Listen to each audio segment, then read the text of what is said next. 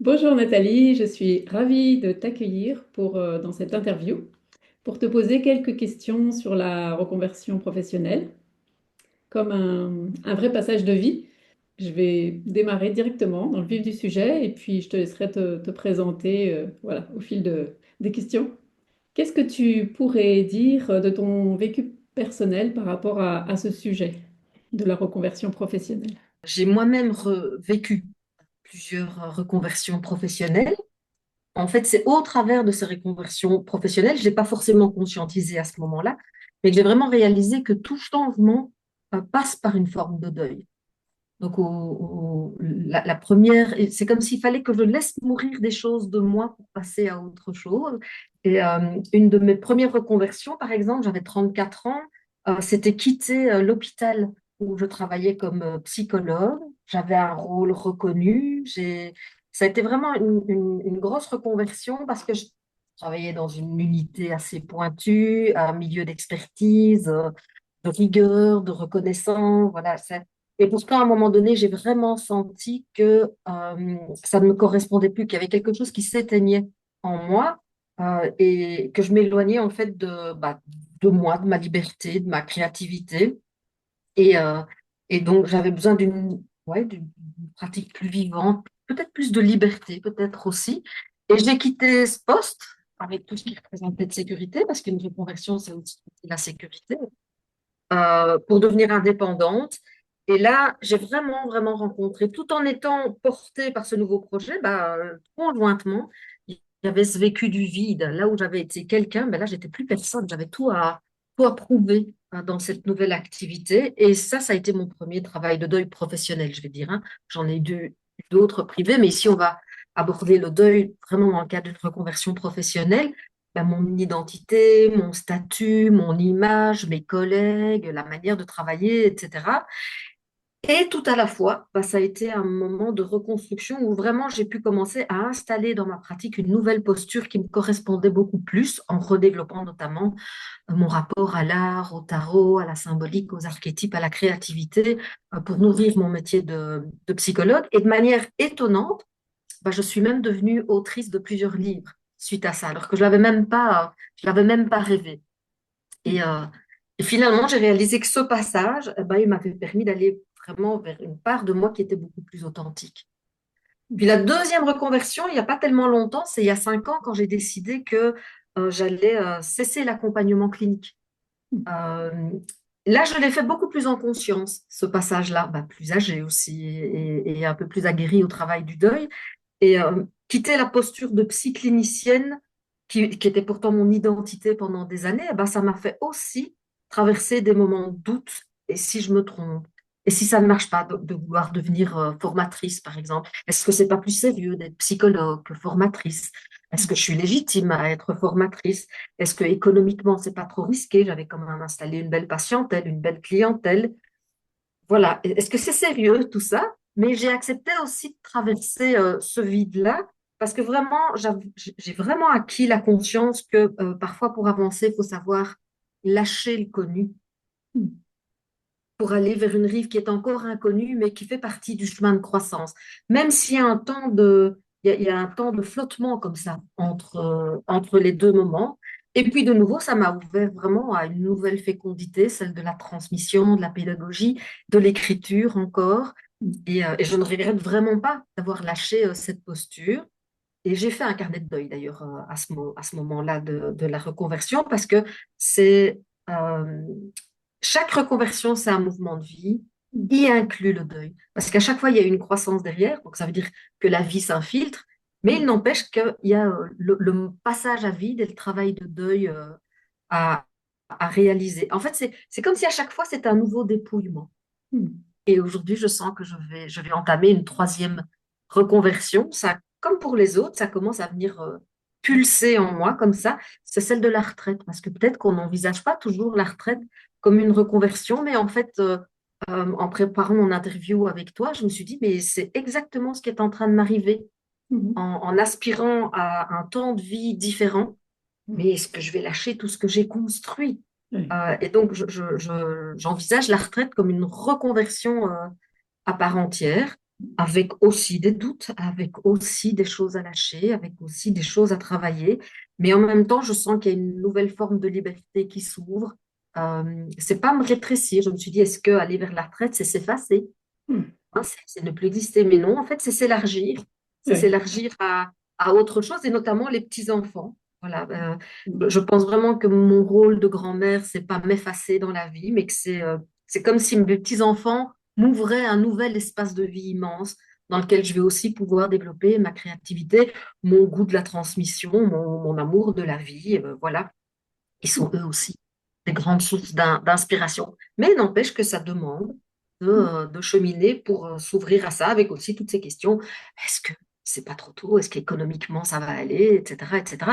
Ça fait partie du jeu de la reconversion. Mais je ne voudrais pas passer à côté des magnifiques étapes de vie à vivre parce que j'ai une difficulté à faire des deuils. Hmm. Je préfère faire le chemin de deuil. C'est une belle phrase. Finalement, à travers ça, je me dis que le deuil, c'est pas seulement faire face à une perte, Hmm. c'est aussi un passage, c'est Hmm. aussi une transformation. C'est ce que ces reconversions me permettent de faire. Le deuil, c'est pas uniquement s'adapter à une perte ou se réadapter à la vie après une perte, c'est aussi un passage, une métamorphose, une transformation.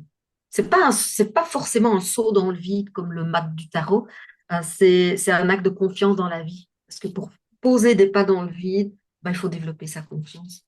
Hmm. Voilà. Et la reconversion, elle fait vraiment partie des cycles de vie. Et les personnes que tu as accompagnées, que tu as pu, enfin, que tu peux toujours Ouais. accompagner, euh, est-ce que justement tout ça, ça t'a donné bah, Mais vraiment, et ça enrichit même mon accompagnement de ces personnes-là, ce vécu personnel et ouais, cette compréhension de mes propres bouleversements au moment de mes reconversions. J'ai vu beaucoup de personnes qui voulaient changer de vie dans mes accompagnements cliniques, mais qui malheureusement ne faisaient pas le deuil de leur vie ancienne. ouais, Et c'est comme si je veux passer à une nouveauté sans oser traverser le phénomène de quelque chose fini. Il faut donc, oser traverser ouais, ce quelque chose fini en moi pour pouvoir aller vers un changement de vie. C'est-à-dire oser cette traversée, y compris la traversée émotionnelle. Et le journal créatif a été un outil que j'utilise beaucoup moi et que j'ai vraiment invité les personnes à utiliser pour déposer, symboliser, se relier à ce qui meurt, honorer ce qui meurt pour se relier ensuite à ce qui naît. Le carnet, enfin toutes ces pratiques créatives que tu connais bien aussi, ouais, sont vraiment pour moi des façons douces, mais justes et pourtant tellement puissantes d'accompagner le deuil ouais, c'est ça. de l'ancien moi pour aller vers ce qui aspire à naître aujourd'hui. Ouais. Parce qu'il y a tout, quel que soit pourquoi on va vers une conversion, quel que soit l'événement qui a fait le choix d'une reconversion, Hmm. euh, il y a un accompagnement de soi-même à faire à travers ce bouleversement. On a Et- besoin d'outils pour venir ancrer tout ça hmm. et développer un témoin bienveillant en soi qui observe les mouvements sans les juger, qui les légitime et puis qui écoute tous les messages dont ils sont porteurs. Oui, c'est ça qui permet le changement en fait. Mhm, tout à fait, Hmm. tout à fait. Et du coup, pour toi, les ingrédients d'une reconversion réussie, Accepter que ce soit pas uniquement un changement de statut dans la société, une reconversion. Une hmm. reconversion, c'est une transformation intérieure. Donc déjà être dans l'acceptation qu'il y a un mouvement intérieur à accompagner, plutôt que de penser que c'est juste un changement de posture Hmm. sociale. C'est Ouais. pas ça, une vraie reconversion. Et donc c'est accueillir, je viens d'en parler assez, le deuil de ce qu'on quitte. Ça, Ouais. c'est une première chose, une identité, une sécurité, Ouais. parfois une image de soi, même souvent une image de soi. C'est être capable d'écouter vraiment l'élan de vie qui pousse à l'intérieur. C'est écouter ce qui appelle, même si on ne sait pas encore tout à fait où ça mène. Et donc, c'est accepter de traverser même des phases de vide Hmm. où rien n'est encore tout à fait clair, mais où tout se prépare.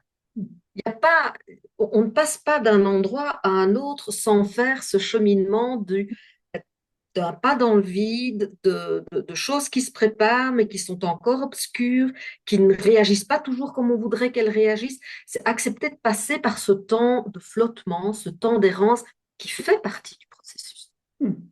S'entourer, moi, je dirais aussi. C'est Mm. essentiel. De même qu'on ne fait pas un deuil seul, eh bien, on ne fait pas une reconversion seule. Ben, ça peut être s'entourer de coachs, d'amis, de conseils, de formation aussi. Ne pas hésiter à aller se former, à accompagner ce mouvement d'un groupe aussi. Mm. Je pense que on fait pas, de même, on ne fait pas un deuil seul. J'invite vraiment les reconversions professionnelles, si on peut rejoindre un groupe pour accompagner toute la transformation intérieure, moi, je pense que c'est un gage de réussite. Et puis évidemment, comme dans tout passage, dans tout cycle de vie où on est un peu vulnérable et un peu fragile, c'est de veiller à soi, à Mm. son corps, à son équilibre, parce que c'est une vraie mutation. Donc à Mm. son alimentation, et veiller à tout ça aussi. Euh, voilà ce que je Ouais. dirais moi comme ingrédients nécessaires à ces moments ben, qui sont en fait liés euh, aux grands moments de vulnérabilité qu'on va rencontrer tout au long des cycles de nos vies. Ouais. Et donc se rappeler qu'on est des êtres reliés, qu'on peut faire appel, qu'on n'a pas à traverser seul. Moi, j'ai rencontré plein de personnes Ouais. qui ont des conflits de légitimité. Légitimité en quoi? Répondez à la question, vous manquez d'une formation, on va faire la formation. Ouais. On n'abandonne pas son désir pour ça. Ouais. Je me donne les moyens de réaliser mon désir. Mm. Et parfois, ça passe par des formations, par des conseils, par du coaching, par Mm. des accompagnements, par des partages aussi. Parfois, on pense qu'on doit taire son idée, peur qu'on nous la prenne. Ça aussi, j'ai vu beaucoup de personnes qui restaient seules avec leur projet de reconversion par peur qu'on leur pique leur idée. Ah oui. Mm. Comme si je mets l'idée dans le monde, là, soit on va me la prendre, soit elle va disparaître, elle va échapper de mes mains. Non, c'est ça aussi, la reconversion, Ouais. c'est qu'à un moment donné, c'est mettre le bébé au monde, dans Ouais. sa fragilité, Mm. parce que c'est comme ça qu'il va pouvoir aussi grandir. Hein, Mm. si on n'accouche jamais, c'est Ouais. pas la vie. Si Ouais. on laisse son livre en permanence dans son tiroir, il sera jamais édité. Mm. Et à un moment donné, ben, on accepte de le donner au monde, de l'exposer au monde. C'est ce qui va lui permettre de grandir. Ouais. Offrir ses talents au monde Oui, offrir, tout à fait, tout à fait. pour briller comme l'étoile. Ah oui. Et Ouais. c'est parfois même dans la rencontre, c'est parce que j'ai partagé mon projet de reconversion que je vais Ouais. trouver des solidarités aussi, Mm. d'autres idées. Tout ne doit pas sortir de nous. Ouais. Ça, c'est un leurre. Oui, c'est vrai. Il y a une émulation et puis comme tu disais, tu ne pensais pas que tu deviendrais auteur, autrice de Non, livres, non, de non, méthodes, non. de formations et c'est vrai qu'on ne sait pas tout ce qui peut arriver en fait. C'est ça qui est magique en Donc fait. Ouais. peut-être qu'un des ingrédients alors supplémentaires de la reconversion, c'est la confiance dans la vie. Oui, ouais, c'est vrai. Et puis c'est pas grave si on se trompe en fait. Mais non, C'est mais vraiment non, mais non. des désillusions peut-être. Mm. Non, ça fait partie du chemin. En fait, ce qu'on appellerait les erreurs, entre guillemets, en fait, c'est juste à un moment donné, tout ce qu'on a imaginé, nos idées, notre projet par rapport à notre conversion, mais on va devoir le confronter à la réalité. Mm. Et dans la confrontation à la réalité, évidemment, on va rencontrer des moments où ça ne fonctionne pas comme on pensait que ça devait fonctionner. On appelle ça laisser respirer le rêve dans la réalité. Mm. Et en fait, c'est ça qui va permettre aussi de rendre notre projet réel. C'est que en amenant ce qu'on a imaginé, donc nos images, nos idées, notre créativité, tout ça qui est assez conceptuel, en l'amenant à l'épreuve de la réalité, eh bien, bah, ça va être l'occasion parfois de repositionner les choses un petit peu autrement, sortir de peut-être certaines illusions, avoir une plus grande connaissance peut-être d'une réalité de terrain qu'on n'avait pas tout à fait conçue avant, et progressivement monter de manière réaliste ce nouveau projet de reconversion, quitte à ce que la forme finale ne Mm. soit pas tout à fait celle qu'on avait imaginée au départ, parce que c'est ça, confronter Mm. une idée, un concept à une réalité, c'est accepter que la réalité va aussi avoir un impact dessus. Sinon, on est juste Mm. ouais, dans de l'imaginaire et puis on vient jamais concrétiser. Et si on n'accepte pas ce que la réalité nous renvoie parfois et qu'on se dit non, non, non, c'est pas comme ça que je veux, c'est comme ça, et qu'on se finit comme ça et eh bien, on pourrait faire capoter notre projet parce Ouais. qu'on n'accepte pas aussi tout, encore un autre besoin pour la reconversion, c'est la capacité à s'adapter Mm. Ouais. avec intelligence, sagesse et maturité, parce que c'est un processus de maturité. C'est un processus de mue, la reconversion, mais c'est aussi un processus de maturité. Et d'arriver à un moment donné à un projet qui est peut-être un peu différent de celui que j'avais imaginé, Mm. mais qui n'a pas perdu son âme. Ça, c'est Mm. le seul endroit où on ne doit pas faire des concessions. Ouais. C'est la valeur du projet qu'on porte. Mais Mm. les formes, elles peuvent bouger. Et c'est aussi accepter que la forme peut bouger. C'est vrai on peut se dire parfois, enfin, si un jour on m'avait dit que, C'est apprendre à surfer et puis laisser faire la vague. ouais, c'est ça. Et puis être capable d'aller chercher les belles plages, les belles mers, les belles vagues, ça Ouais. oui. Mais la vague, on ne sera jamais la vague. Il y a une part de nous qui nous échappera tout. Mm. Ouais. Et c'est bien. Et c'est très bien, ça fait partie de, en même temps, notre ambition et notre humilité. Donc, bah, pour soutenir bah, ce mouvement de reconversion, avec Emeline Génaud, on organise un événement Passage de vie en janvier 2026, un événement en ligne où justement on, on va faire intervenir bah, plein de personnes qui ont des choses, des conseils et des choses à transmettre pour, euh, pour soutenir les personnes qui sont sur ce chemin-là, qui se posent des questions, qui sont déjà dans le projet ou qui, voilà, ou qui sont à deux doigts de renoncer parce que c'est trop dur.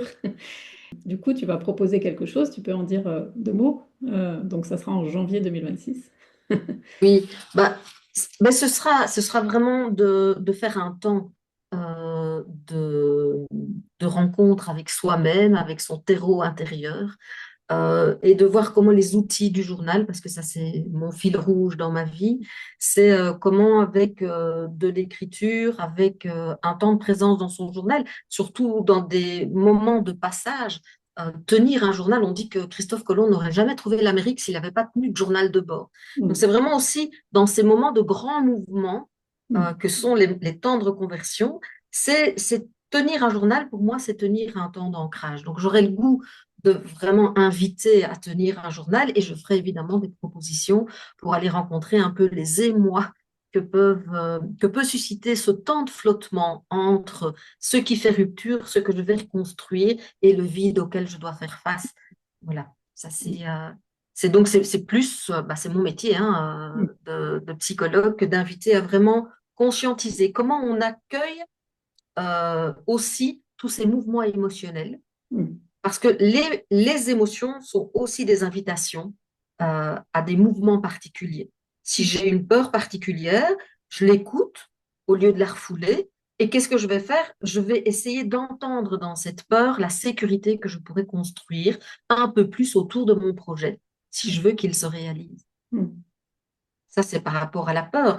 Si j'ai une colère parce que je n'ai toujours pas résolu la blessure Mm. de l'événement peut-être qui m'a mené à la reconversion, hein, parce qu'on peut faire des reconversions sur des choix personnels, mais beaucoup de personnes se retrouvent aussi en reconversion suite à des chocs, Mm. suite à des ruptures, suite à des pertes qu'elles n'avaient pas désirées. Donc on Mm. pourrait rester chargé de colère Mm. d'une situation non résolue. Comment avec cette colère, soit je la laisse continuer à me consumer, soit je décide de me dire, mais en fait, cette colère, je peux la transformer en Mm. énergie de détermination pour aller aboutir mon projet, pour faire face à la réalité et y aller, etc. C'est une forme de chemin de deuil particulier lié à la reconversion, Anne, que je vais proposer dans un carnet. C'est super essentiel, vraiment. Il est énorme, on est des êtres d'émotion, hein. Le jour où on n'aura plus d'émotion, c'est qu'on est mort. Mm. Ça traduit juste la vie qui nous traverse, les émotions. Et Mm. donc, elles sont des vrais guides, surtout dans les temps de chaos. Ouais. Ouais, carrément. Ouais, ça va être vraiment très précieux de te voir là. Merci. Un dernier conseil? S'offrir un espace de disponibilité intérieure, Mm. qu'effectivement, ce n'est pas qu'un nouveau CV à faire, des compétences à aller chercher, des expériences à valoriser. Tout ça, évidemment, fait partie du processus, mais je pense que c'est souvent un passage qui demande de la disponibilité intérieure. c'est oser les passages à vide sans vouloir les combler trop vite. Hein, il y a parfois des gens qui font des jumps, je vis une rupture et tout de suite je vais vers un autre emploi où ça fonctionne pas. C'est comme si j'avais fait un saut parce que j'ai eu peur d'aller un peu dans le vide, qui pourtant c'est dans ce vide-là que je vais pouvoir aller vraiment me dire, mais d'abord, qu'est-ce que j'ai vécu? Mm. Qu'est-ce que je veux honorer? Qu'est-ce que je veux métamorphoser dans ma vie? Comment je veux inclure toutes les expériences, les expertises passées qui viennent de ma vie professionnelle précédente dans la nouvelle? Parce que le deuil, c'est pas oublier, c'est faire mémoire. C'est comment je vais amener tout ça dans ma Mm. nouvelle posture Mm. professionnelle, par exemple. Eh bien, c'est un tissage, c'est un tricotage, c'est pas oublier. Donc ça demande qu'on passe par le vide. Mm. C'est Mm. vraiment, c'est de se dire, il y a toujours un moment où l'ancien n'existe plus et le nouveau n'est pas encore là. Mm. C'est désarçonnant, mais c'est accepter de passer par cet inconfort-là parce que c'est là qu'il y a le germe du renouveau. Donc, on ne cherche pas non plus à aller plus vite que la vie.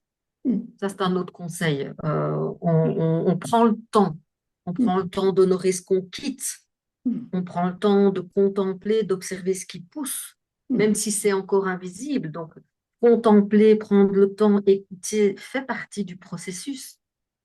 Et puis peut-être on réapprend aussi à se dire, mais tiens, la vie, elle est parfois beaucoup plus sage que nos plans personnels. Et donc, si j'écoutais la vie, si, et ça demande aussi du temps et du Mm. silence. Mm.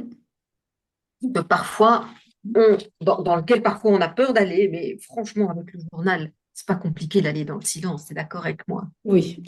Oui, oui, c'est un allié formidable pour ça. Oui, tout à fait. Oui, ce que tu dis, c'est vrai que ça a l'air simple de se laisser porter par la vie, mais en même temps, ça demande énormément de courage. Ça demande beaucoup de courage, c'est un vrai travail. Il y a Ouais. d'abord ce que j'appelle le travail de deuil, c'est d'aller plonger dans toutes les émotions qui nous animent, se laisser traverser par ces émotions. Ça demande du courage, même si au bout on en sort plus fort, ça demande Ouais. du courage. Et puis alors après, il y a toute la quête de sens, parce que Mm. quand on a accepté, ok, j'accepte ce qui m'est arrivé, Mm. j'accepte que cette partie-là de moi, c'est fini, j'accepte, donc, parce qu'on a traversé le chemin des émotions, il y a toute la remontée.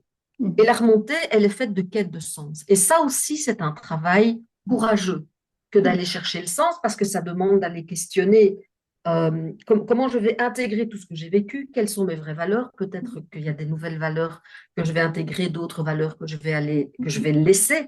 Ouais. La même chose pour les relations. Il y a des relations qu'on quitte aussi Ouais. pour d'autres relations. Donc, ça demande vraiment du courage que d'aller questionner, accueillir, écouter tous Mm. ces mouvements-là pour reconstruire en conscience, parce que ça demande de la conscience à ce moment-là, hein, Ouais. c'est pas que se laisser traverser, mais reconstruire en conscience un projet qui Mm. honore l'ancien.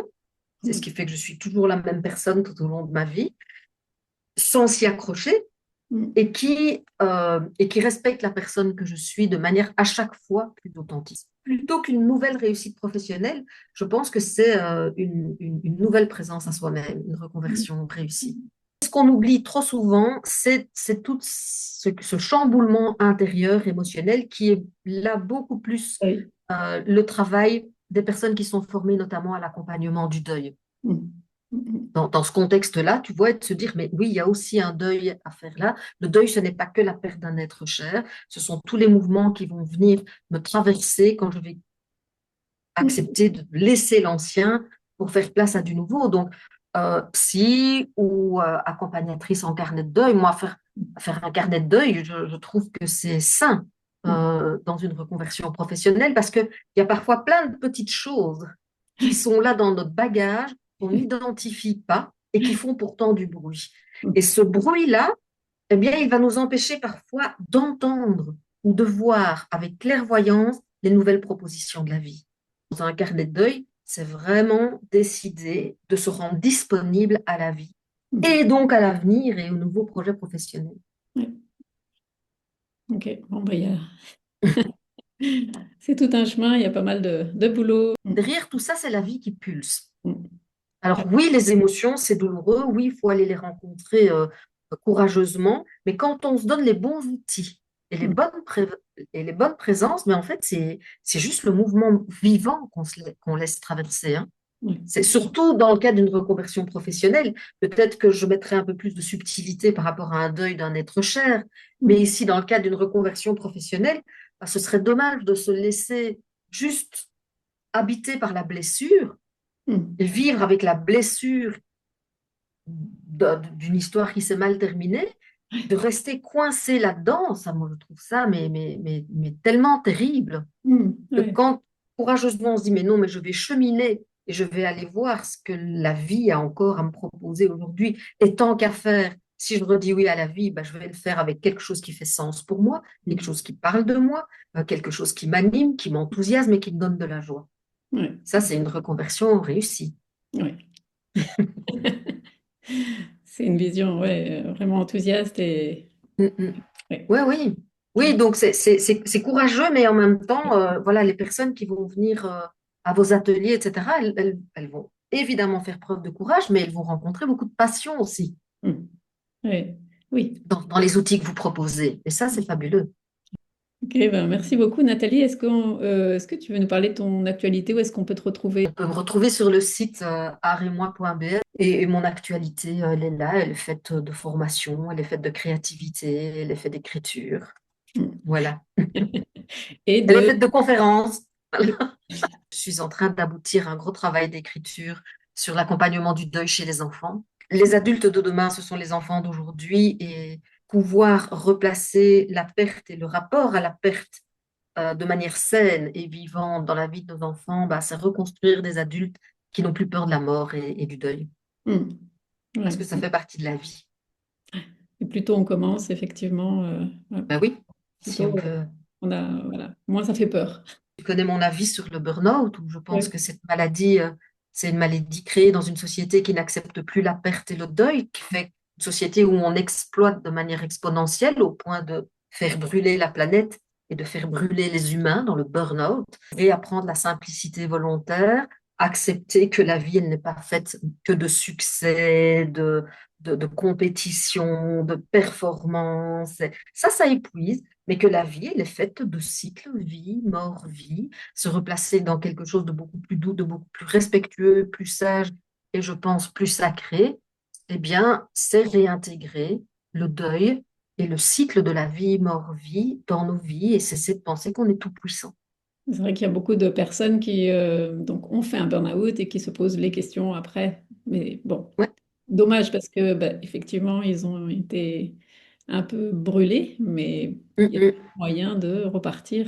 Mais oui, oui, oui, Ouais, c'est aussi, le burn-out va demander une reconversion, c'est ouais, aussi tout un travail de reconversion. ouais, Il y a d'abord un travail de guérison à faire, là, parce qu'il y a une vraie maladie qui est venue ouais. saccager toute l'énergie vitale. Donc, il y a d'abord un équilibre de santé Mm. à récupérer et puis une reconversion à opérer qui tiendra compte de l'équilibre de santé. Le fil conducteur est toujours le même, hein, Oui. c'est celui de la vie, du respect de la vie, de la simplicité volontaire plutôt que de la consommation excessive, du juste rythme plutôt de l'exploitation exponentielle de nous-mêmes. Mm. C'est tout ça. Mm. On est parti, notre culture nous a emmenés dans un rythme effréné qui fait que on s'est un peu écarté des besoins fondamentaux. Et dans la reconversion, c'est ça, c'est retrouver un lien avec la vie qui pulse en moi, Mm. de manière consciente, proche de mes valeurs, de mon authenticité, de ma créativité, et plus vivre des choses folles juste pour être performant, par exemple, ou juste pour être reconnu dans sa performance.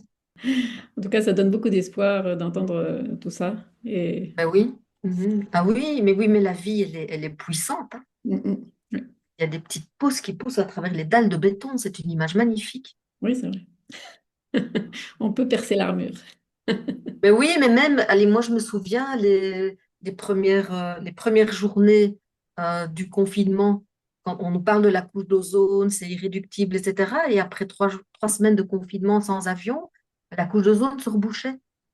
Oui, La vie est bien plus forte oui, que ce qu'on imagine, oui. pour peu qu'on la respecte, hein. Mm, Moi j'ai confiance dans la vie, elle pulse. mm, ouais. Moi aussi. Eh ben, merci Nathalie pour tous ces éclairages. C'est vraiment inspirant et voilà, ça donne de l'espoir et ça donne envie de venir voir ton atelier aussi. À Merci en bientôt. tout cas de m'avoir invitée, Anne, et de m'avoir permis de m'exprimer sur ce sujet.